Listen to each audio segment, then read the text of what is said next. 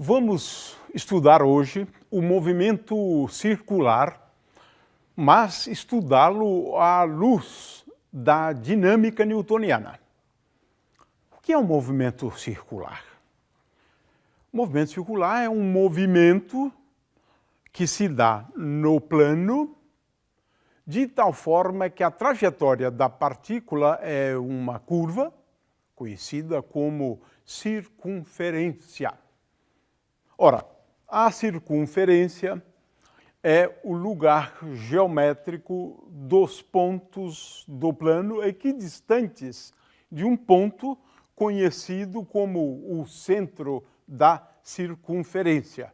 De forma que, se aqui está o centro da circunferência, estes pontos que estão à mesma distância deste ponto formam uma curva conhecida como circunferência. Vamos designar esta distância de raio da circunferência. Esse é um movimento muito estudado ao longo da história da humanidade. Eu tenho aqui um pequeno vídeo para ilustrar isto. Ou seja, o movimento circular da Lua no seu movimento em torno da Terra.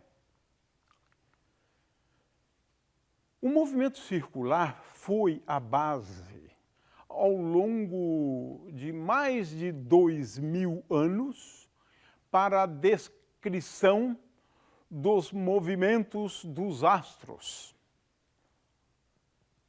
Alguns desses astros, conhecidos como planetas, tinham um movimento assaz curioso e, por isso, desenvolveram modelos envolvendo movimentos circulares.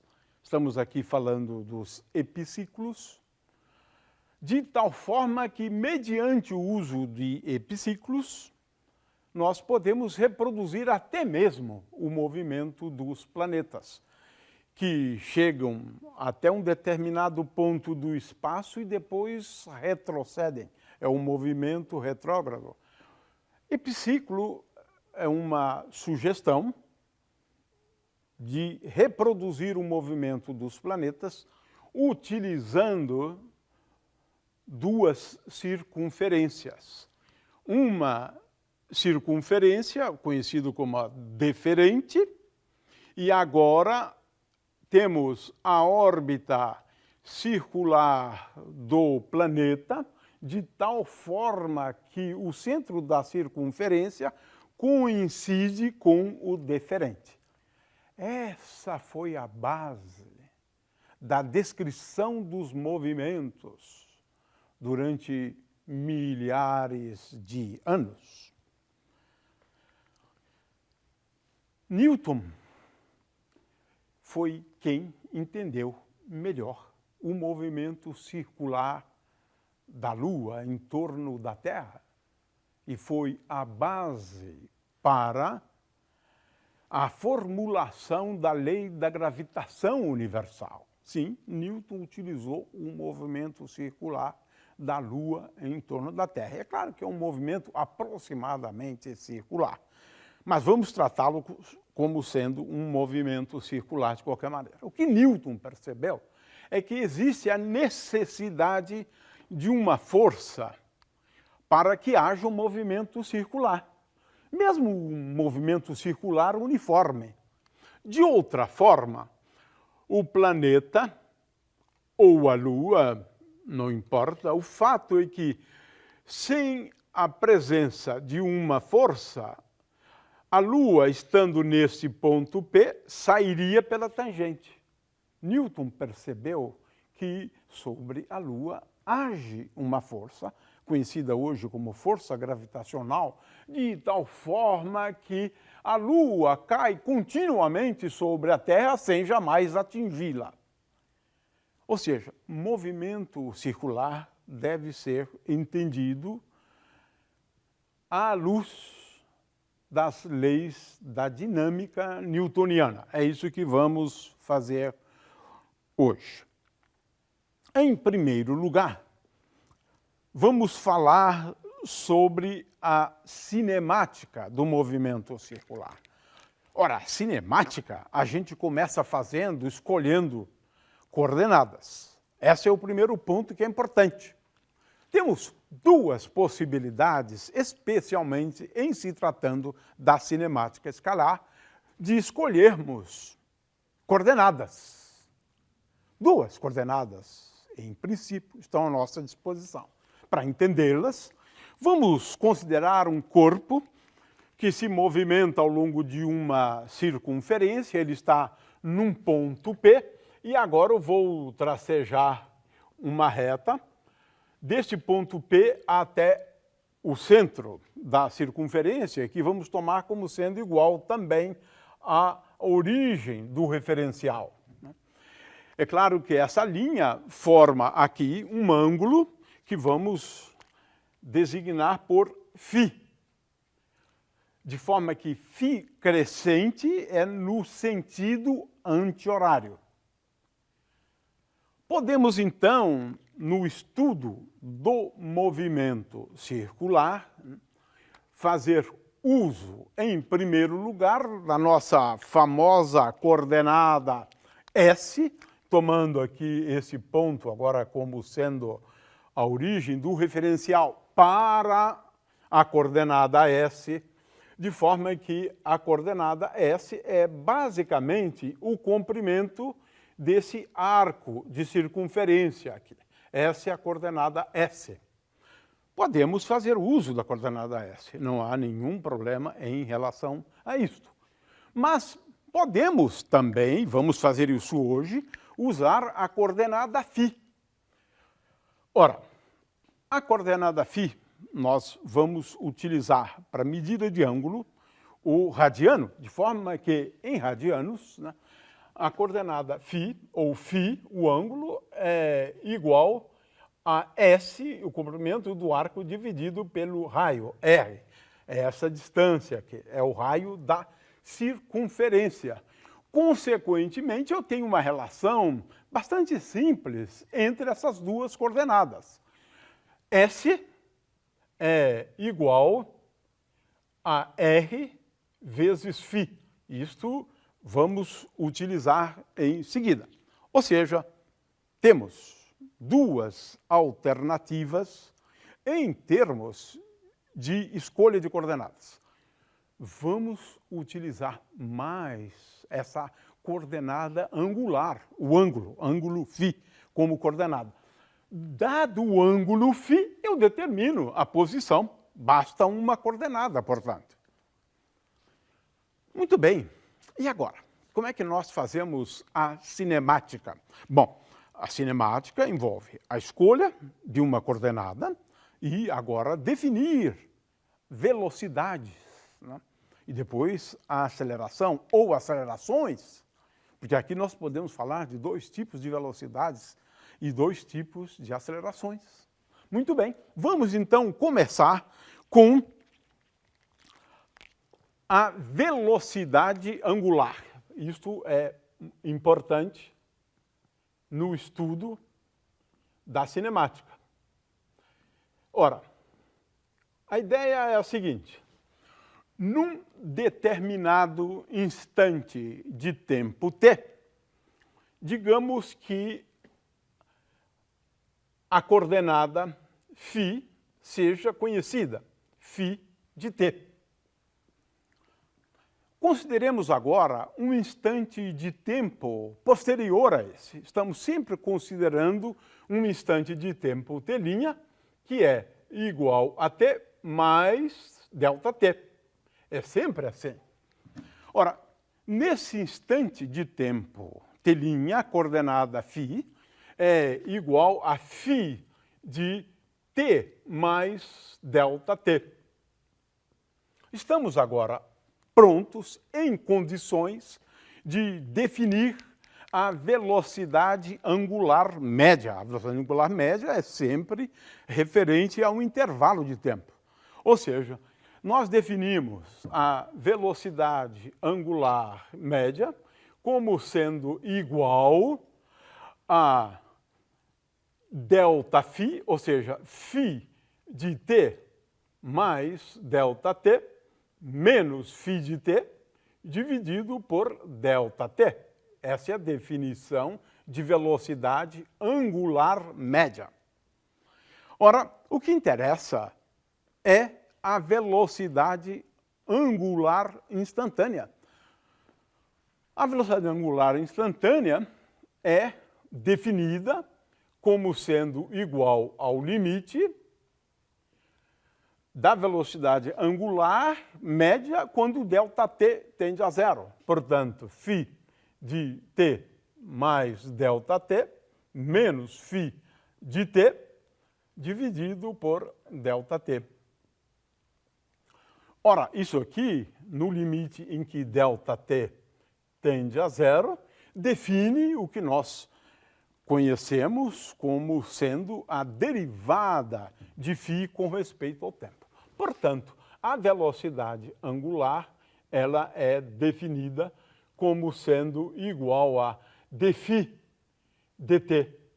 Portanto, a velocidade angular, em geral, depende do tempo, porquanto ela é a derivada da coordenada φ com respeito ao tempo. Ora, tendo definido esta velocidade angular, nós nos perguntamos sobre a relação entre a velocidade angular e a velocidade conhecida como velocidade escalar. Ora, a velocidade escalar, v, é igual a ds dt, mas s é igual a r vezes φ, r é constante, portanto, v é igual a r vezes dφ dt. Ou seja, a velocidade escalar é igual a r vezes ômega. Essa é uma primeira observação que a gente gostaria de fazer. Ora, podemos agora definir também a aceleração angular, né? Claro, podemos começar pela aceleração angular média e depois tomar o limite em que ΔT tende a zero. É claro que aqui eu estou sempre pensando em ômega, a velocidade angular, como função do tempo.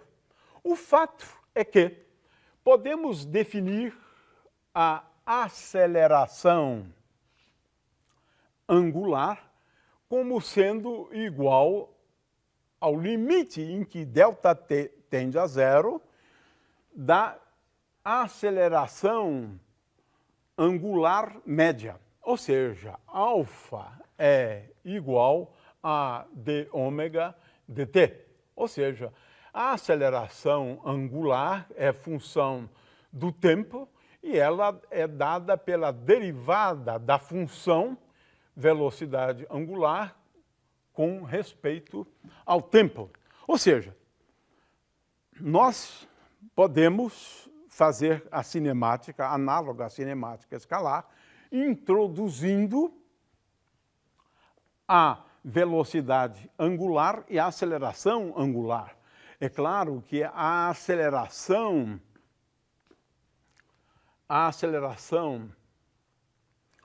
escalar, né, ela é dada por R vezes alfa. Ou seja, uma relação semelhante a esta aqui. Muito bem. Isso é o básico em relação à cinemática escalar. Agora, vamos fazer a cinemática vetorial. Essa é mais importante. Ora, para isso, devemos agora recapitular alguns conceitos, né?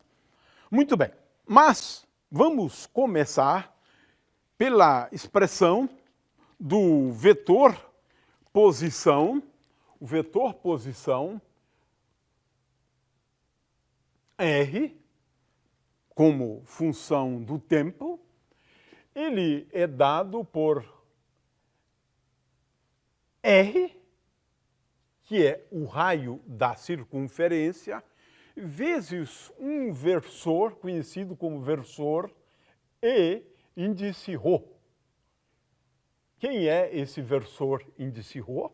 E índice ρ é igual a cosseno φ vezes I mais seno φ vezes J. Ora, com isso, nós temos aqui uma expressão para o vetor posição. Esse versor E índice ρ é um versor sempre perpendicular em cada ponto à circunferência. Esse versor é ρ. Muito bem. De forma que a velocidade vetorial, ela é definida, a velocidade vetorial, como sempre, ela é definida como sendo V igual a dr dt. É isso, sempre. Então, eu devo derivar o vetor R com respeito ao tempo. Esse R é constante, I é constante, J é constante. E quero lembrar que a derivada da função cosseno φ com respeito ao tempo, lembrando que eu estou imaginando φ como função do tempo, essa derivada é dada por menos cosseno, ou seja, ela é igual a menos seno de φ de t vezes dφ dt, que é ômega. Consequentemente, utilizando a derivada da função cosseno e utilizando a derivada da função seno de φ de t com respeito ao tempo, esta derivada é igual a cosseno de φ de t vezes dφ dt. Ora, a conclusão é a seguinte: V é igual a R, e aqui eu tenho dφ dt, podemos escrever, portanto, ômega de t aqui, vezes um versor que vamos escrever assim, E índice φ, onde E índice φ é um versor tal que E índice φ é igual a menos seno de φ vezes I, portanto, menos seno de φ vezes I, mais cosseno φ vezes J.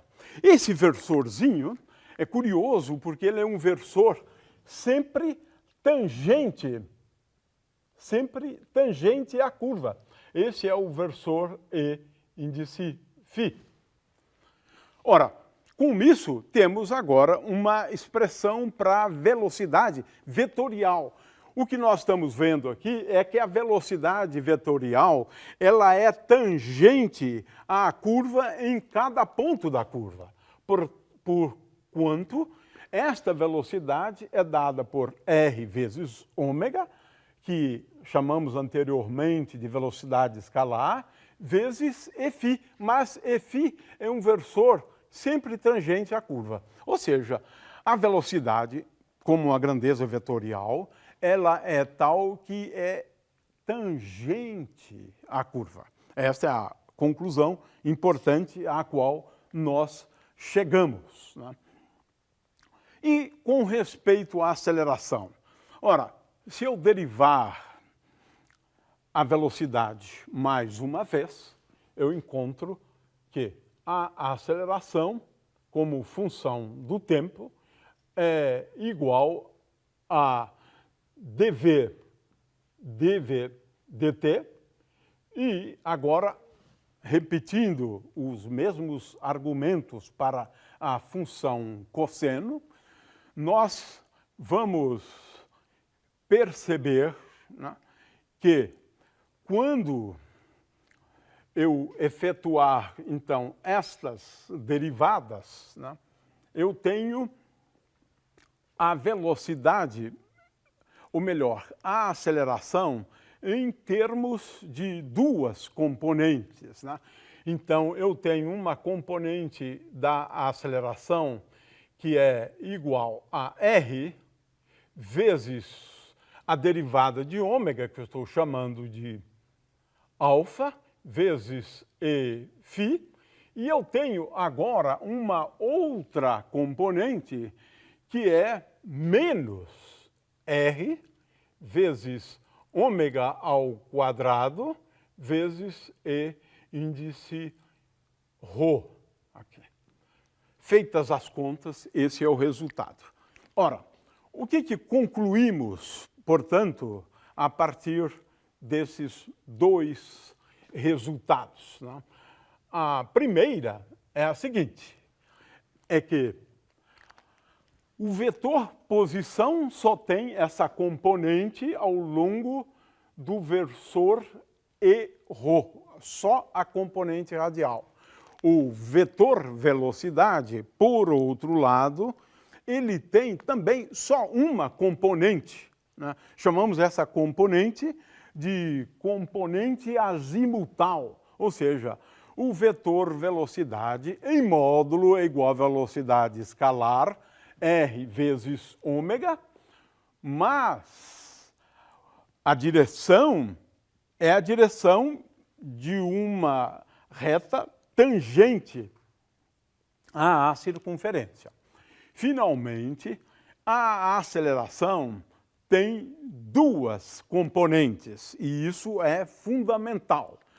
Uma primeira componente da aceleração é na direção tangencial, e a outra componente da aceleração, conhecida como aceleração centrípeta, é uma aceleração tal que ela está sempre dirigida em direção ao centro, daí o nome, aceleração centrípeta. Então, num movimento circular, a aceleração tem duas componentes, uma tangente à circunferência e uma outra perpendicular à circunferência. Aquela que é tangente à circunferência é o que nós usualmente denominamos como aceleração escalar.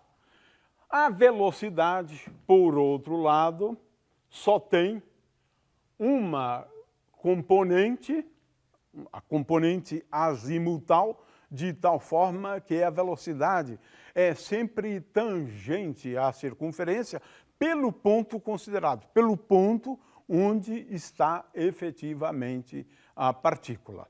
Ou seja, acabamos de apresentar aqui os três pontos essenciais da cinemática do movimento circular. Como escrevemos o vetor posição, como escrevemos o vetor velocidade e, finalmente, como escrevemos, agora estou falando em termos de vetores, a aceleração. Acabamos, então, de fazer a cinemática vetorial do movimento circular.